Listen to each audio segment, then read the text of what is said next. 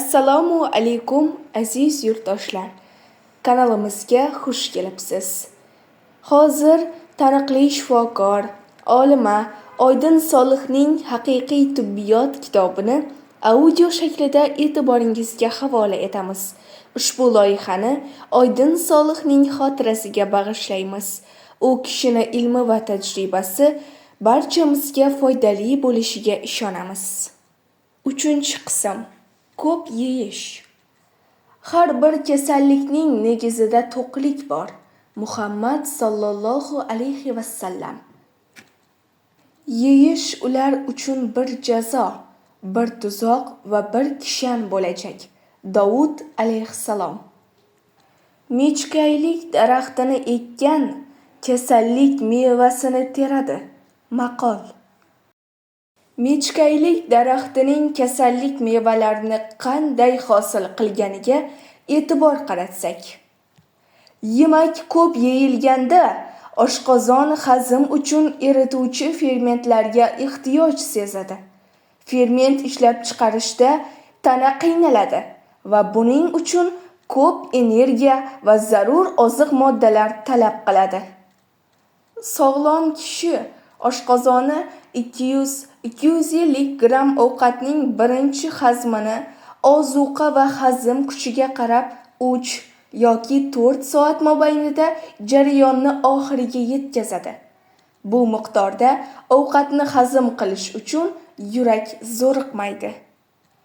Ammo 2 barobar ovqat yeyilsa, uni hazm qilish uchun ortiqcha qismini zaxira qilish, metabolizma sarqitlarini chiqarib tashlash uchun yurak 4-6 marta ko'proq ishlashga majbur bo'ladi. Bunday ishlash faqat yurakni emas, ovqat hazm qilish, saqlash va ortiqchalarni vujuddan chiqarib yuborishga yo'nalgan barcha a'zo organlarni ham qiynaydi. Masalan, bir mashina toshli, vayron va noqulay yo'lda to'g'ri yo'lda harslaydigan yoqilg'ining bir necha marta ko'pini sarflaydi. Masofa bir xil, ammo sarflangan yoqilg'i miqdori har xil. Muntazam kuchanib ishlashdan yaramas holga kelgan motor kabi inson yuragi ham ortiqcha ishlash oqibatida o'z rizqini tez tugatadi. Chunki bizga ajratilgan umr, yurak zarblari sanoqlidir. Yosh odam ko'p ovqat yesa, tanasi quvvatli bo'lgani uchun uni hazm qiladi. Ortiqcha moddalarni esa tashqariga chiqarib tashlay oladi. Ammo ko'p yeyish odat tusiga kirib, tanani zo'rlash davom etaversa, bu quvvat tugaydi. Bora-bora ortiqcha moddalar vujuddan chiqarilishi susayadi. Vujuddagi ortiqcha moddalar omborlari to'lganidan keyin esa bu moddalar qonga aralasha boshlaydi. Bundan qon og'irlashib, aylanishi sekinlashadi. Ortiqcha moddalar tomirlarning devorlariga yopishib, vaqt o'tgan sayin tomirlar toraya boshlaydi. Toraygan tomirlardagi qon a'zolarni yetarli darajada ta'minlay olmaydi. Yetarli oziq olmagan a'zolar miyaga biz ochmiz xabarni yuboradi. Tana ko'p oziq talab qiladi va inson ko'p yeya boshlaydi. Yeya qondagi ortiqcha moddalar, tomirdagi torayishlar yanada ortadi. Bundan qon quyuqlashadi. A'zolarning ochlik hissi kuchayadi. Bunday qon aylanishi kishida fikrni jamlash, xotira, tushunish, anglash va o'rganish qobiliyatini kamayishiga, tanada kasalliklar bir-bir o'zini ko'rsata boshlaydi. Fikr uxlaydi, hikmat o'ladi, a'zolar to'xtaydi. Insoniy sifatlar sekin-asta yo'qoladi. Shunday qilib, yeyish ular uchun bir jazo bo'ladi, hikmati zuhur bo'ladi. Ba'zi kishilar ko'p yeyishning badalini semirib ketib, semizlik keltirgan kasalliklar bilan og'rib to'laydilar. Ba'zilar aksincha qancha yeyishsa ham ozg'inligicha qolaverishadi. Bu toifaga mansublar o'zlarini semizlardan ko'ra sog'lommiz deb o'ylashadi.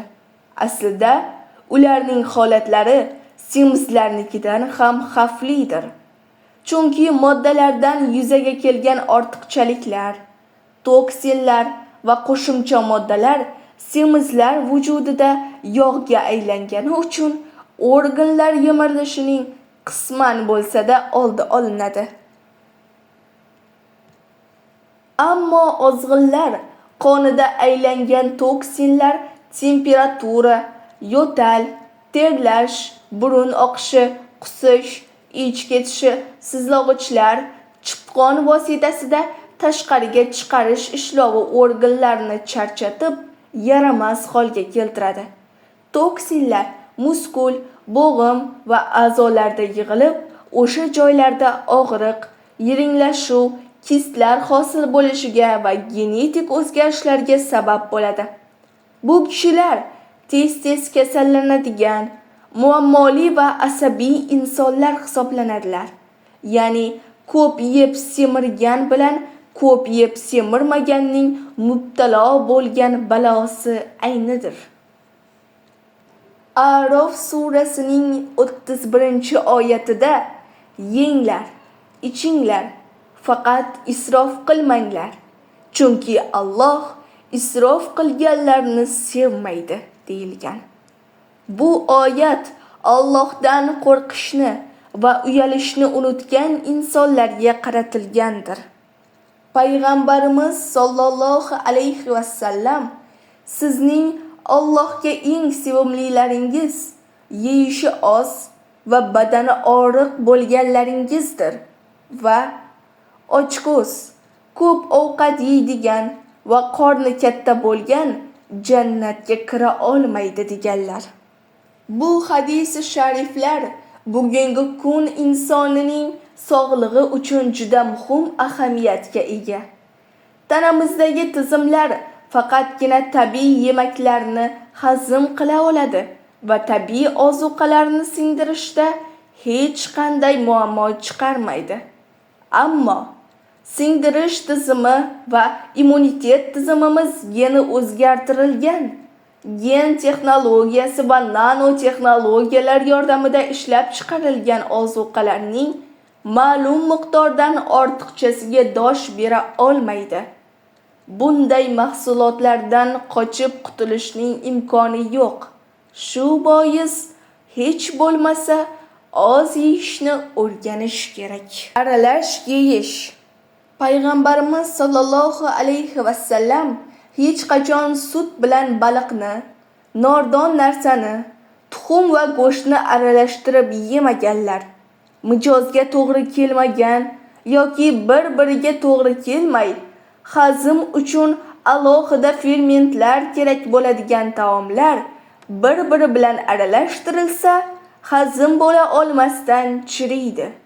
Masalan, karbohidratlar bilan proteinlar, sut mahsulotlari bilan baliq, bir necha sigirdan sog'ilgan aralash sut, aralash go'sht, bir xil jinsli ikki hayvonning go'shti, bir hayvonning go'shti bilan boshqasining yog'i, qo'zichoq bilan tovuq go'shti yoki har qanday go'sht qorishimi, baliq bilan go'sht, qorishim yog'lar, qo'y bilan tovuq yog'i, quyuq va suyuq yog' bir-birlariga zid hisoblanadi. Chunki ularning parchalanishi uchun kerakli fermentlar bir-biriga ziddir. Bu zidlik fermentlarning ishlab chiqarilishiga to'siq bo'ladi. Ishlab chiqarilgan fermentlarning bir-birini yo'q qilishiga sabab bo'ladi va ovqat hazm bo'la olmasdan chiriy boshlaydi. Bu oshqozonda soatlar davom etadigan jarayon bo'lib, ichaklarda ham davom etadi. Shu sabab taomdan keyin qonda leykotsit miqdori ko'payadi. Oshqozonda shishkinlik, dam, jig'ildon qaynashi paydo bo'ladi. Chirish yoki achish natijasi bo'lgan zaharli va kislotali qoldiqlar singdirish hujayralariga to'g'ridan-to'g'ri ta'sir qilib, ichaklar faoliyatini sekinlashtiradi. Faoliyati sekinlashgan ichaklarda to'plangan qoldiqlar unda ichaklarda cho'ntakchalar hosil qiladi. Bu cho'ntakchalarda toshlar vujudga kelib, yillar davomida qolib ketadi. Oziqlanishdagi xato davom etarkan, ichaklar og'irlashib boraveradi. Ularning faoliyati yanada sekinlashadi va ich qotishi yuzaga keladi. Ichak devorlari kanalizatsiya quvurlari kabi zaharli, yog'li qoldiqlar bilan qoplangani uchun vujudning intoksikatsiyasi tezlasha boshlaydi. Vujud chidamliligini yo'qotadi, holsizlashadi, ichaklarda muntazam gaz paydo bo'ladi. Uyqu va dangasalik ortadi. Chirigan yoki achigan taom qoldiqlari ichaklarni zaharlab, qonga aralashadi. Bu qoldiqlar qondan butun organlarga va hujayralarga yoyilib, ularni ham zaharlaydi. Natijada kasalliklarga yo'l ochadi. Tomirlarni tiqadi, a'zo va bo'g'inlarda to'planadi.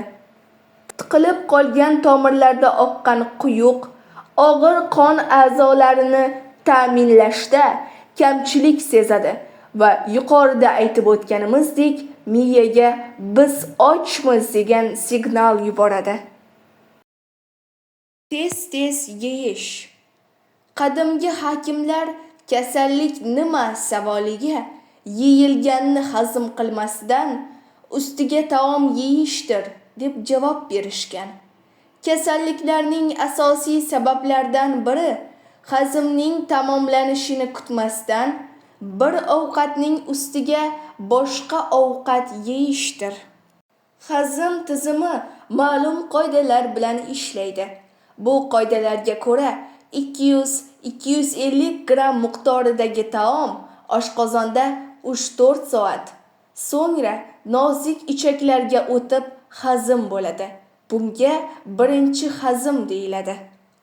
Taomning turiga, miqdoriga va og'irligiga qarab birinchi hazm 6-10 soatgacha davom etadi.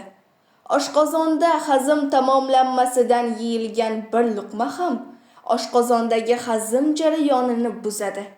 Bu luqma avvalgi luqma bilan to'qnashganida hazm bo'lmagani uchun achish va chirishni boshlaydi. Avvalgi ovqat buzilib, chirishi natijasida jig'ildon qaynaydi. Me'dada gaz paydo bo'ladi va qorin shishadi. Aslida ilk hazmdan emas, 3-hazmdan keyin, ya'ni ozuqalar qondan hujayralarga o'tganidan keyin boshqa taom yesa bo'ladi.